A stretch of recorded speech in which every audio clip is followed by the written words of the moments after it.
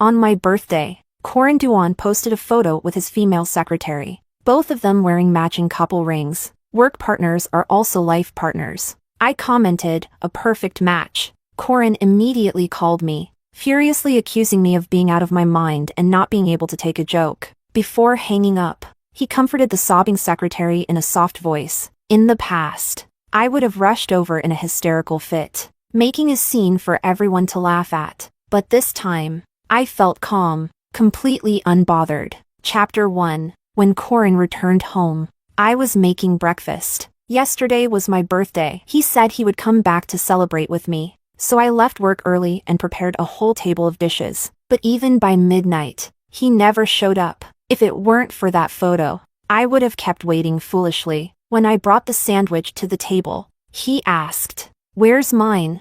I was taken aback. "Didn't you eat?" I thought Christine would have made him breakfast, so I didn't prepare his portion. He glanced at my plate and sneered, "This trash isn't worth eating anyway." In the past, hearing this would have made me very upset, eager to argue, but now, I simply nodded. "Yeah, you don't like it anyway." He stiffened, then tossed a paper bag at me. "I bought you a lipstick. Every time we fought, he would buy me a little something as a peace offering, knowing I couldn't stay mad at him for long, and would eagerly take the opportunity to reconcile." I didn't look up and responded dismissively. "Thanks." Not getting the reaction he wanted, he snorted and walked towards the bathroom, complaining, "What are you wearing? You're too old for pink. Do you think you're Chris's age?" My hand paused. Did he forget that Christine and I were born in the same year?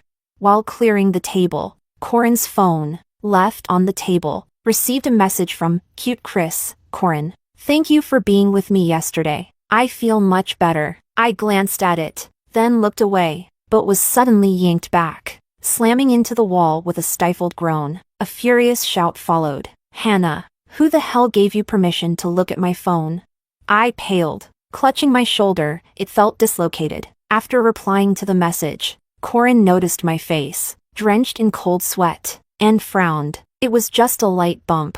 No need to overreact. Before I could speak, he impatiently added, Fine.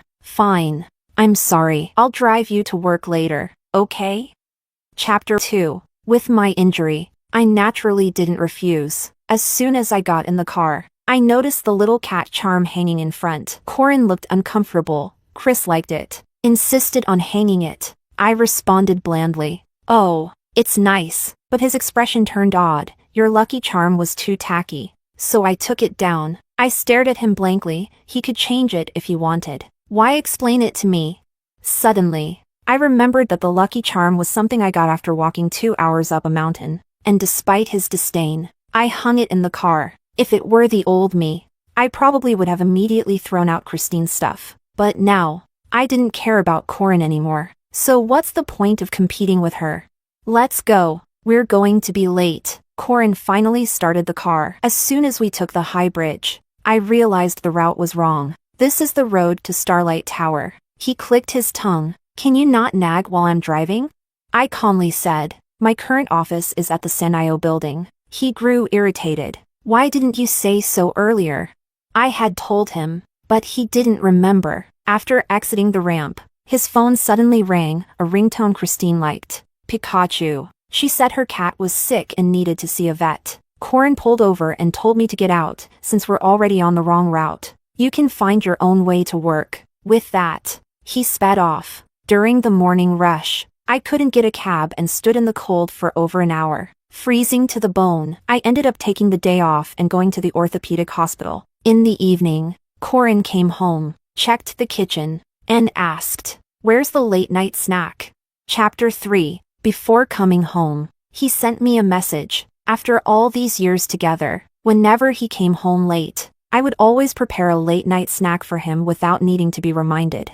I replied dismissively, "I didn't check my phone." Corin paused for a moment, then handed me a box. "Didn't you say you wanted to buy a necklace last time? Here." I looked away from the TV screen and saw the familiar design. I politely said, "Thank you, but I've lost interest in wearing necklaces lately." Earlier in the day, Christine had just posted a photo wearing this exact necklace, complaining that the design was too old-fashioned for her taste. Corin leaned in, trying to put the necklace around my neck, try it on anyway. As his hand approached, it felt like it still carried the warmth from Christine's neck. Reflexively, I reached out to block him, and the delicate necklace snapped in an instant. Corin frowned. Are you still angry about having to go to work by yourself? I'm not angry. Corin sneered. Don't pretend you're not angry. Hannah, I know you too well. You've always been petty. Unlike Chris, who's so magnanimous. I grew up reading people's expressions. Sensitive by nature. Every time we argued, Corin would mock me for being petty. When I broke down crying hysterically, he would calmly watch from the sidelines, amused. But this time, he was going to be disappointed. I simply turned my gaze away indifferently. You're right. After watching TV for a while longer, I got up to gather my things and head out. Corin taunted. What? Running away from home again? I calmly looked back at him. I'm going to work overtime. His expression froze awkwardly, as if he had more to say, but I had already opened the door. I spent the night playing a murder mystery game with my best friend Betty. Corin called, but I didn't pick up. Betty was shocked. You're not answering your husband's call? Everyone knew I loved Corin with all my heart. I would always answer his calls and texts immediately. But tonight, I didn't feel like it at all. Instead, I dragged Betty to a bar. When I got home, the sun was just starting to rise. I went straight to the guest room to wash up. I had just fallen asleep when a loud bang woke me up. Chapter 4. You still know how to come back. Ignoring Corin's sarcastic tone, I turned over and continued to sleep. In the past, I would always cater to him if he wanted to talk, and stay away when he was annoyed. I was always the one wagging my tail and begging for attention. Now that I didn't respond, Corin stood there for a moment, then suddenly slammed the door hard and stormed out. Without anyone bothering me, I slept soundly. When I woke up, I found the house empty, and I felt extremely at ease. I leisurely made lunch for one, enjoyed it, and then went to meet the divorce lawyer that Betty had recommended. As soon as I arrived at the law firm, I saw a video posted by Corin's good friend Pablo. It was from his birthday party. In the middle of the video, Corin appeared with Christine sitting on his lap. Before the video could finish playing, it was deleted, and Corin immediately called. Honey, don't get the wrong idea. Chris just lost her balance and I helped her out. I replied, confused. I didn't get the wrong idea. Then don't be mad. On Pablo's birthday, you were working, so I was even more puzzled. Why would I be mad?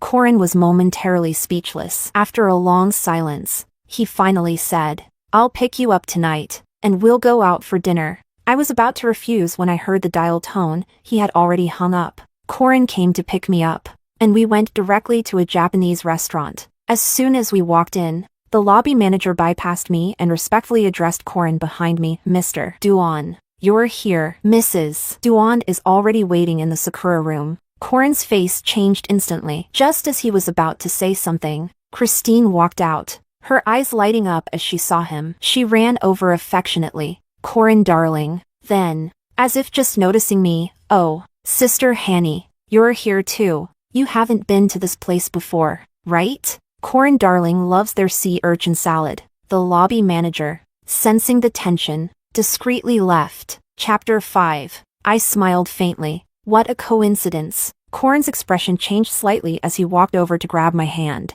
but I turned away. Let's go. I'm hungry. Throughout the meal, Corin was distracted, frequently glancing at me, offering dishes, and making introductions. I occasionally responded with a few perfunctory words, but eventually, I sighed. Just focus on eating. Midway through the meal, the restaurant owner came over to chat, and I realized that this place was owned by Margot, one of Corin's friends. Margot apologized to me, saying that the waiter was inexperienced and had mistaken someone. I knew this was his way of explaining for Corin. His friends were very loyal, always covering for him. I smiled slightly. It's not a big deal. I appreciate you coming all the way here. Seeing that I didn't make a scene, Margot seemed a bit surprised. After a few more casual words, he left. After finishing the meal, I went to the restroom, and when I returned, I saw Corin holding a drunk Christine with a look of affection. Last year, I also got drunk at a work event. My colleague called Corin using my phone,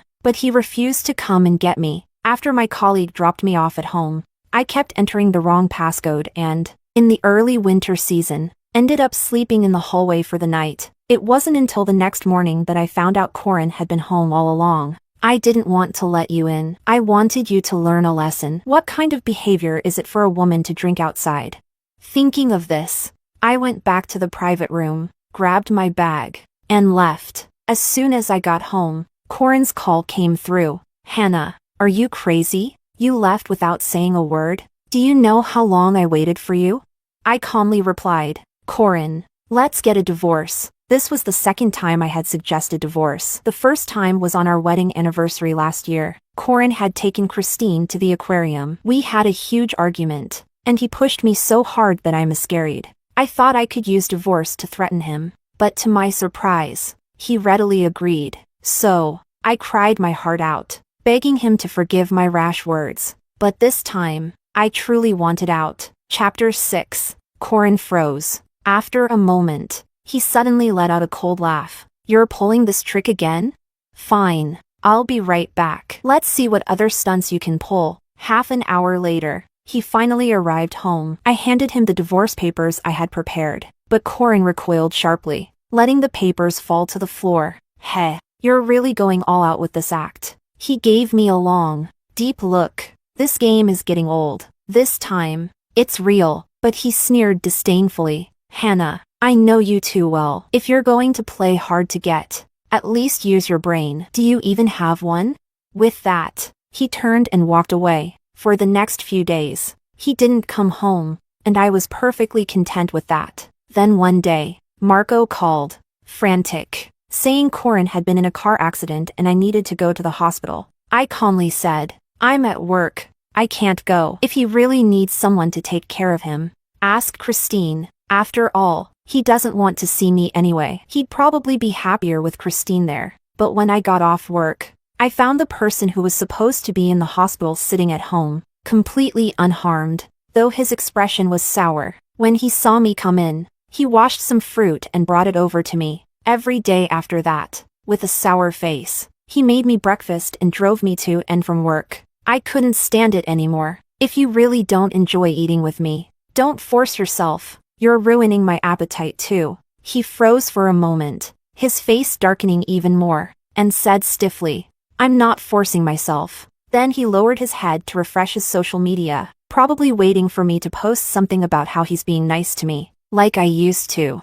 But I didn't post anything and even blocked him. The divorce papers sat on the coffee table, but Corin acted like he couldn't see them. I didn't push him. My lawyer said that patience is key at this stage. On the weekend, I went with Betty to welcome a friend back to town. As soon as I stepped onto the floor of the address she had sent, a surprised voice called out, Wife, are you here to see me? Chapter 7. My appearance made Corin overjoyed. He smiled and put his arm around me. Everyone's here. Let's say hello and then head home. Before I could refuse, he had already taken me to the private room. The door opened, and the voices inside became audible. Pablo and Marco were both addressing Christine, calling her little sister-in-law. The last time I heard this title was last year when Pablo asked Corin to take the little sister-in-law to his winery. On the way back, I joked with him, being called little sister-in-law makes me feel like I'm so much younger. Corin, however, snapped at me irritably. How annoying! How old are you? Do you have any sense? Stop pretending to be young. You're crazy. As it turned out, they weren't even talking about me. Corin looked at me nervously. They're just joking around with the title. That's all. I was replying to a message and casually said, it's just a title. They can call whoever whatever they like. Seeing him holding me as we walked in, the expressions of the others varied, and Pablo quickly stood up. Sister-in-law, I forgot to invite you to my birthday party last time. You told me to take care of that. I smiled and responded with a few polite words before Corin pulled me down to sit. Christine, who had initially shown displeasure, now giggled sweetly. Hanny, Corin said you don't like these kinds of gatherings. I almost believed it, thinking you just didn't want to come. In the past, I wanted very much to integrate into Corin's life, but he rarely took me to gatherings with his friends, saying I wasn't familiar with them and that everyone would feel awkward with me around. But now, with the smoky and tense atmosphere in this private room, I really didn't want to be here.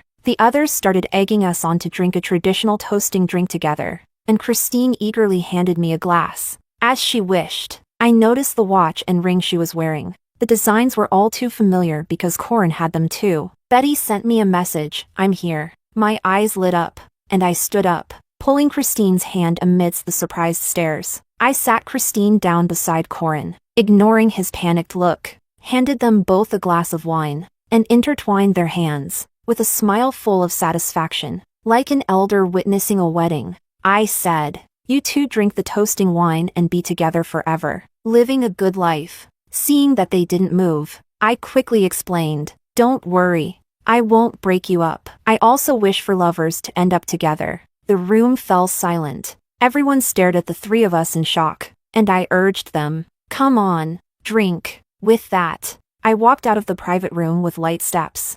Chapter 8. Hanny! Hanny! Corin chased after me, his expression frantic, his lips trembling. "Christine and I aren't what you think." I looked at him puzzled. "What do you mean?"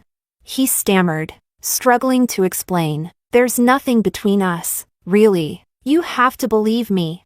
He lifted his hand, took off the watch, and threw it to the ground, then pulled off the ring. His fingers rubbed raw. "These were just for fun. They don't mean anything." "Look." I threw them away. He clung desperately to my arm, just as I had when I saw him accompanying Christine to the gynecologist. Back then, I had clung to him tightly, thinking I could hold on to his heart that way. But he had frowned in disgust, pushed me away, and snapped, "Can you behave yourself in public?" Now, the roles were reversed, and he was the one begging in despair. I coldly pried his hand off. "Behave yourself in public, Mr. Duan." He stared at me in disbelief as I walked further away, but he didn't dare to follow. During the welcome dinner, Corin kept texting me, but I didn't look at a single message. Eventually, he called, but I put my phone on silent and tucked it into my bag. Betty asked, "Is this okay?"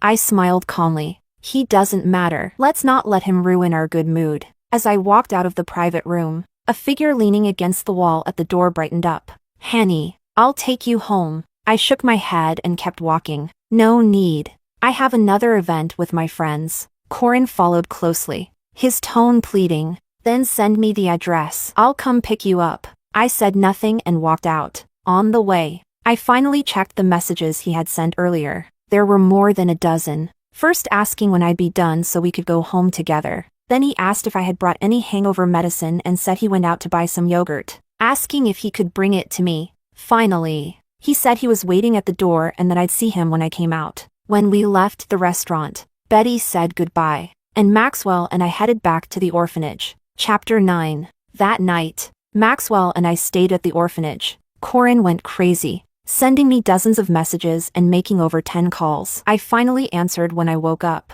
He sounded anxious yet cautious. "Hanny, are you still not done?" At that moment, there was a knock on the door, and Maxwell called me out for breakfast. Corin was silent for a moment, then spoke again, his voice strained. "Is it that man from yesterday?" I suddenly remembered that he had never met Maxwell. "Yes." His voice trembled, and his breathing grew rapid. "Where are you?" "I'll come pick you up," I replied coldly, fabricating a lie. "At Betty's house." Corin hesitated briefly before speaking with difficulty. "I'm right outside Betty's house. She just left." I clicked my tongue in annoyance. "Are you out of your mind? Do I need to report my whereabouts to you?"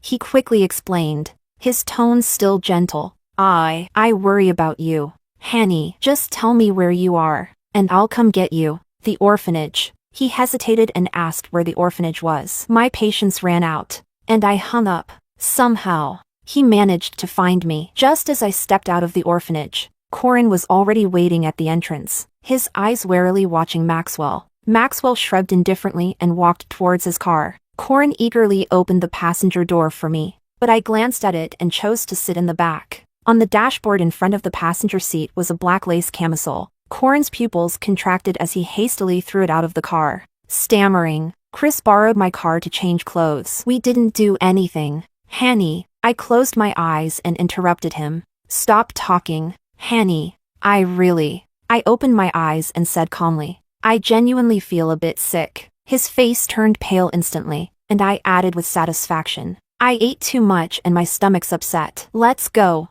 He stood there, processing my words, unsure if I was being serious or not, before hesitantly getting into the car and starting the engine. Capítulo 10. When we got home, I went to the study to work overtime. When I came out, Corin had already prepared 2 dishes and a soup. Corin's cooking skills are better than mine. In the past, what I looked forward to most was him cooking a meal for me on my birthday. But that never happened. Whenever I brought it up, he would impatiently say, "You're an orphan, not some spoiled princess. Why do you need someone to cater to you? So pretentious.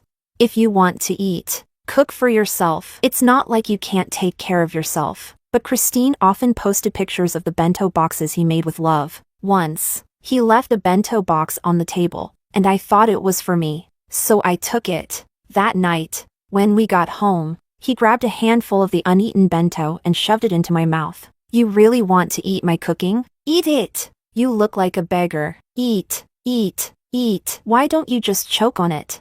Before he got home, I saw Christine's post on social media. "Someone made me a bento with love, but it was stolen." So sad. Only then did I realize the bento was for Christine. Because of me, Christine was sad, and now he was punishing me for making her upset. That time, I was left with food smeared all over my face and hair. I cried as I washed it off. When I came out, Corin looked at me expectantly. "Hanny, I made your favorite sweet and sour ribs and seafood soup." I walked to the table, and he eagerly handed me the chopsticks. I picked up a piece of rib and threw it on the floor, scoffing. "Trying to feed a beggar? Eat it yourself." He stared at me in shock, as if he couldn't understand what I was doing. Then I took the pot of soup and poured it over his head. "What is this? It smells awful." The scalding soup turned his face red, but he said nothing. After doing all that, my food delivery arrived. I took it back to the study to eat, ignoring Corin as he cleaned up the mess.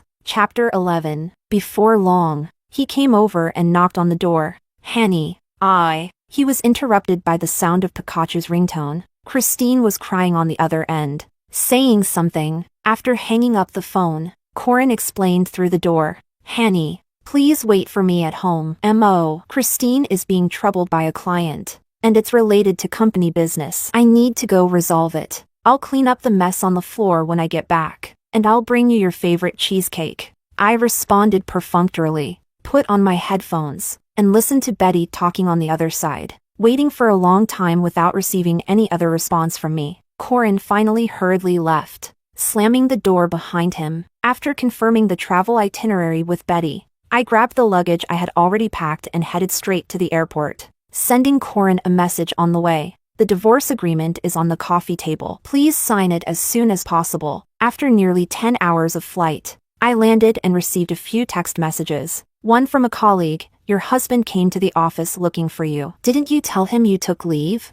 Another from Maxwell, "Corin came to find me, but I wasn't home. He probably misunderstood something." Just as I finished reading the messages, the orphanage called to inform me that Corin had searched the entire place yesterday, trying to find me. Checking the call log, Corin had made over 20 calls. I didn't call back. Instead, I switched to a local SIM card and enjoyed a month of carefree fun. Here, I was just myself, with friends by my side and beautiful scenery. I didn't have to worry about a man not coming home at night, didn't have to be heartbroken over his cold words, and didn't have to lose myself just to please him. I experienced an unprecedented sense of ease and happiness. Chapter 12. A month later, I returned home, and the divorce agreement was still lying untouched on the coffee table. I unpacked my luggage, deleted Corin's fingerprint from the door lock, and changed the password. Even before returning, my application for further studies had been approved, and I was scheduled to leave for the UK in 3 months. Betty and Maxwell booked a restaurant to celebrate with me, but as soon as I arrived at the restaurant parking lot,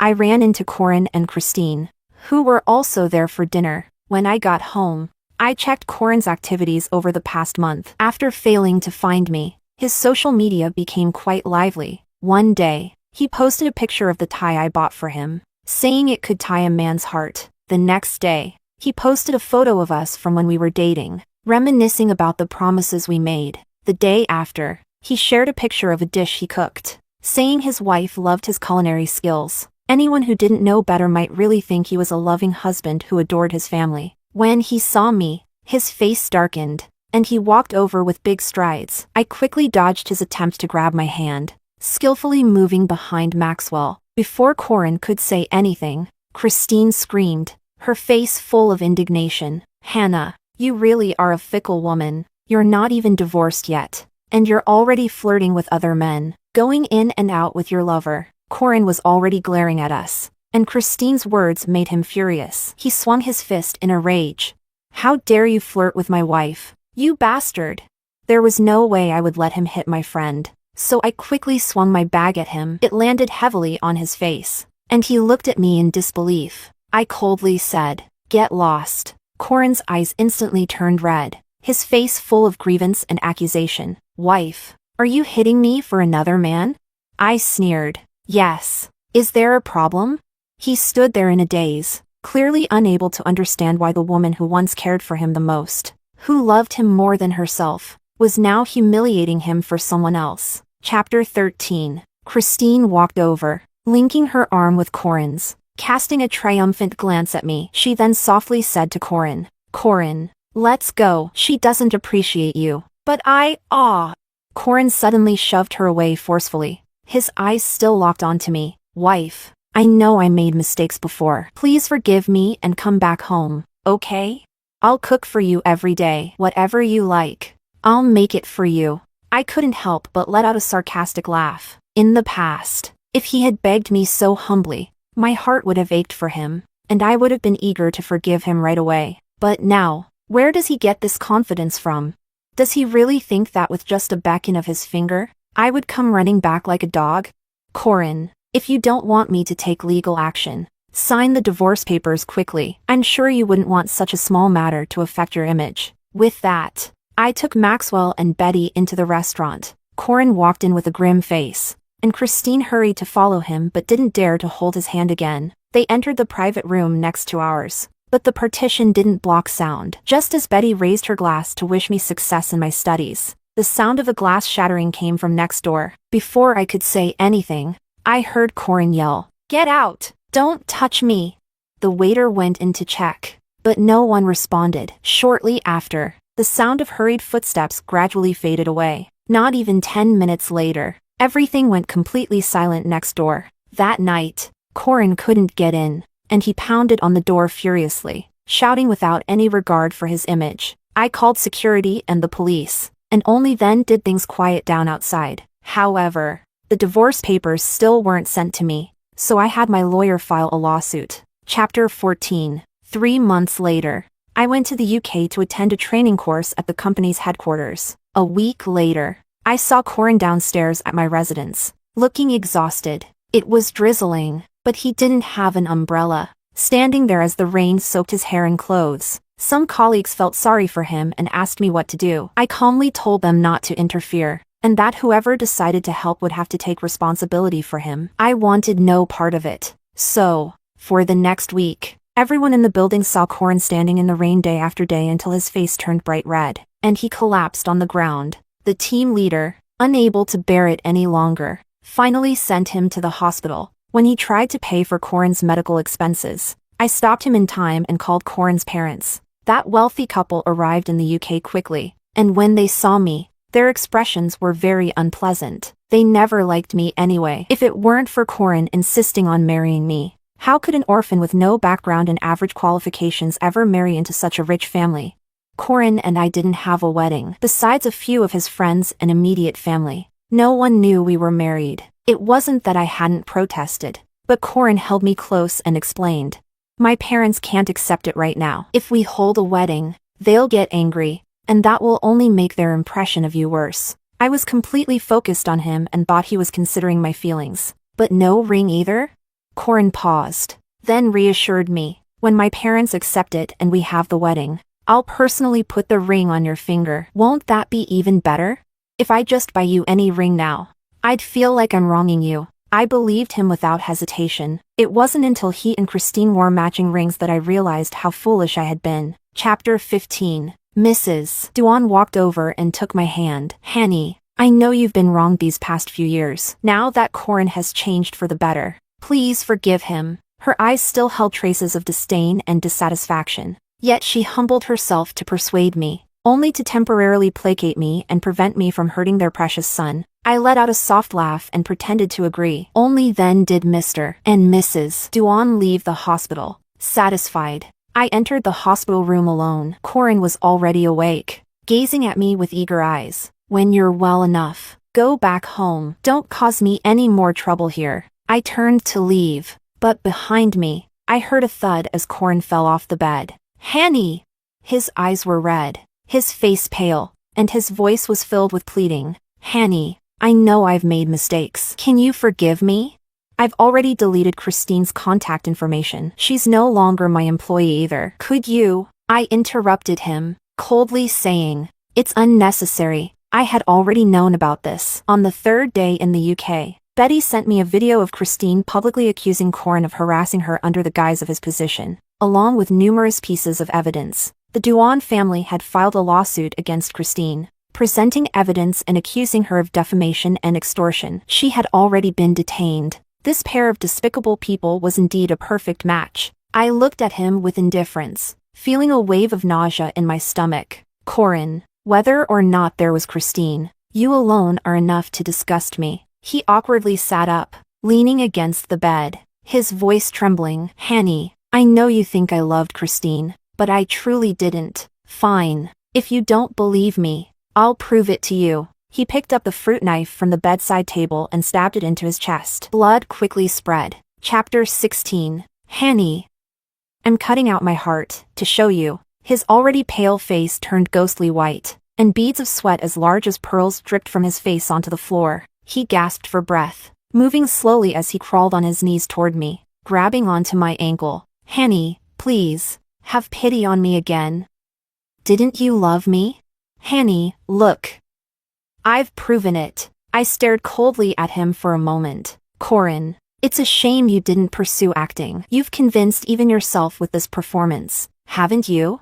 The blood continued to flow, and I turned my head, calling loudly for the doctors. In the ensuing chaos, Mr. and Mrs. Duan rushed back, but they had no time to blame me. They were too anxious about their son. Corin was eventually saved. Weakly, he told his parents, if you dare to bully Hanny, I'll stab myself again. I found it ridiculous and left the hospital. Mrs. Duan called me several times, asking me to visit Corin in the hospital, but I decisively refused. A few days later, Corin appeared in front of my building wearing a hospital gown. When he saw me return, he stumbled after me. Hanny, I walked straight ahead, pretending he didn't exist. He followed me into the elevator, but I left him outside when the doors closed. The next day, he showed up again. I called Mrs. Duan, and she hurried over to take him away. After 6 months of training, I returned to my country and was promoted to department manager. Betty and Maxwell prepared a big cake to celebrate at my home. Just as I finished cutting the cake,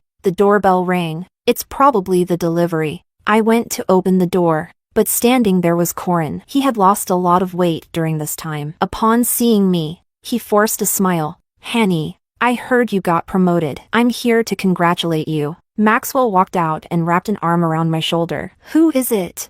Chapter 17. Corin's face turned pale, as if he had suddenly lost his voice. After a long pause, he finally spoke, his voice hoarse. Can I come in to celebrate with you?